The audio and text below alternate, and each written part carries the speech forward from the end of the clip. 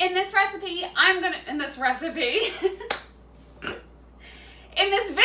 I'm going to show you my recipe for a delicious doctored strawberry cake mix cake. You get what I'm saying.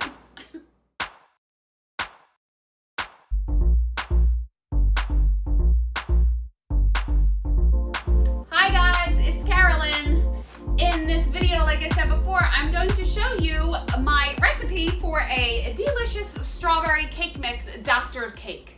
Okay, so what a doctored cake mix is, it's more than what is just the recipe on the back. The water, it says water, oil, and eggs.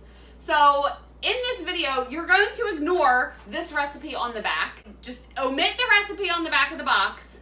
Pay attention to the recipe I show you, and we will continue. Okay, so to make this recipe, you're going to need a box of strawberry cake mix. I prefer Betty Crocker. You can use any one that you want, but I like Betty Crocker the best. A cup of sugar, a cup of flour, all-purpose flour, 1 cup of whole milk,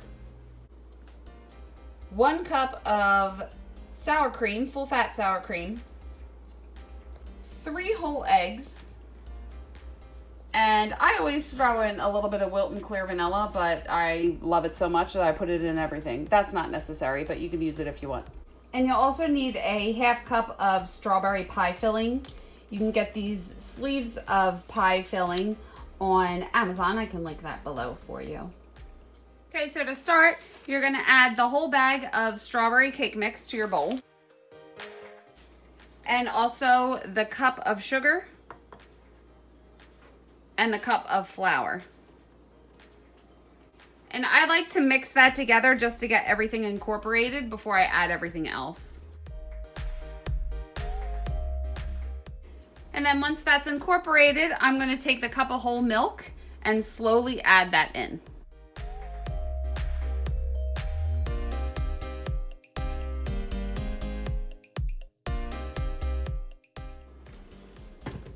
After you've added the milk, add the cup of sour cream and stir until it's incorporated.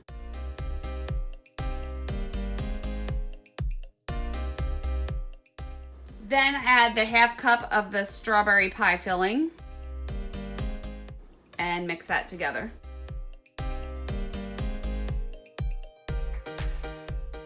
And add the eggs one at a time.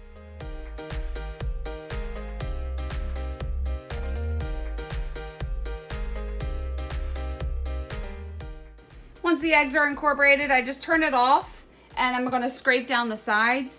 If you have a beater blade, you probably won't have to do this, but I prefer to scrape down the sides myself. I feel like the beater blade just makes a mess and it drives me crazy. So, you know, either scrape down the sides or not if you're using a beater blade. And then add probably about a tablespoon of the vanilla and incorporate that all together.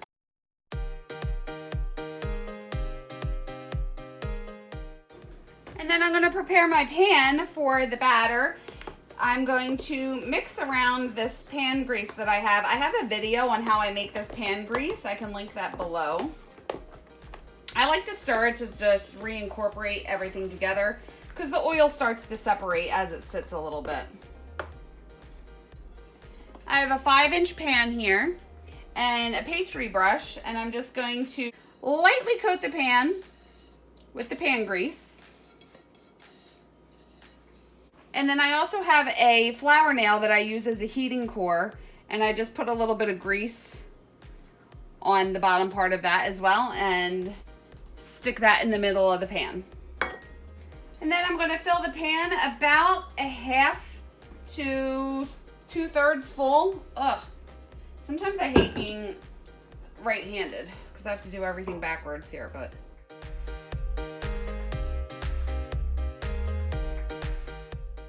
And then this is ready to go in the oven. I am also making cupcakes with this strawberry batter. It's easier if I transfer it to this little bowl. So I like to do, I hate being right-handed. I take a big spoonful And just kind of drip it in there, and it's about, I guess, halfway full. And now these are ready to go in the oven. I have the oven preset at 335. I think you have to find what's the best temperature for your oven because they're all kind of different. I would say between 325 and 350. You just kind of have to play around with it and see what bakes the best, but I find that I get the best out of 335. I also have the rack right in the middle, and on the bottom rack I have 2 cookie sheets. They look disgusting, but they are just stained from being in the oven for so long. I learned from Sharon Zambito years ago at Sugar Red Productions to put the 2 cookie sheets on the bottom rack to help evenly distribute the weight.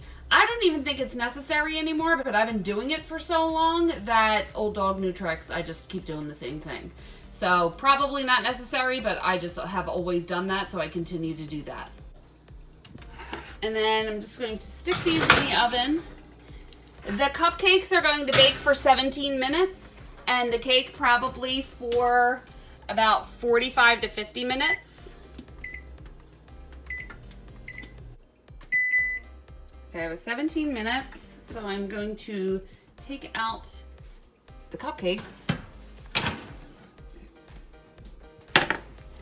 and let the cake finish for about another half hour. Let these cupcakes cool for about 2 minutes, and then I will continue.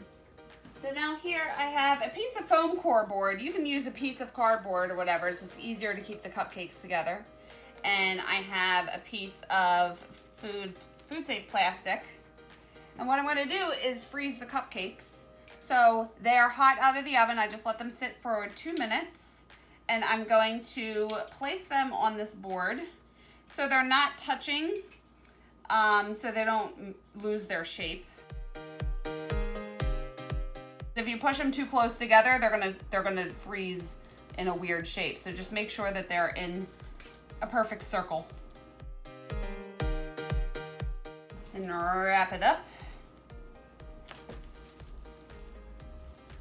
Now I'm going to use these within a day, so I don't need to double wrap them. If you were gonna freeze these longer, you're gonna wanna wrap them again with plastic wrap. Maybe just covering the top, just so they don't freeze or get freezer burn while they're sitting in the freezer. Freezer in here that is just dedicated to my cakes. And I'm gonna take the cupcakes and stick them in the freezer. They're hot out of the oven and they go right into the freezer. That's why I put them on this cardboard or this foam core board, just so it's easier to transport them. If there was no cardboard underneath it, I'd pick it up and they would lose their shape and smush all together. And then you can freeze them there overnight or for however long you would need to. I think cupcakes would stay good in the freezer for a couple weeks. So as long as you have them wrapped up really well, you can keep them in the freezer. And I just took the cake out of the oven, so I'm gonna let this cool in the pan for about 5 minutes and then turn it over onto a cooling rack and wrap that up as well. Through the magic of pan grease, you're able to take this warm cake and just flip it over onto the cooling rack and it releases right away. Take the nail out, and then I'm gonna immediately wrap it up. It's still hot out of the oven. Just place it on the plastic wrap. Wrap it up like so. And place it in the freezer. If you're going to use it right away, like I said, you can only wrap it once. If you want to freeze it for a little while, wrap it a couple more times in the plastic wrap. So here you go. Here is your delicious strawberry cake and cupcakes, wrapped and frozen until you are ready to use them. Freezing cakes. I have found that ever since I started to freeze the cakes right out of the oven, it traps in all the moisture and makes them so moist. And I know people don't like the word moist, but for cakes, it's a good word. Okay, so if you are, like I said in the video, if you are going to freeze these for a long time, wrap them up really well.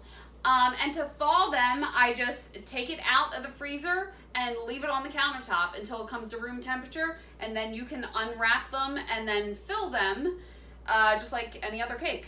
I can link my videos below on how I fill my cakes so you can see that. And what else do I want to say about this? So I really can't think of anything else to say about this. If you have any questions below, leave them. Any questions below. If you have any questions, leave them below and I will get back to you as soon as I can. And like always, please like this video if you liked it. Hit the subscribe button if you haven't already and you want to see more videos like this.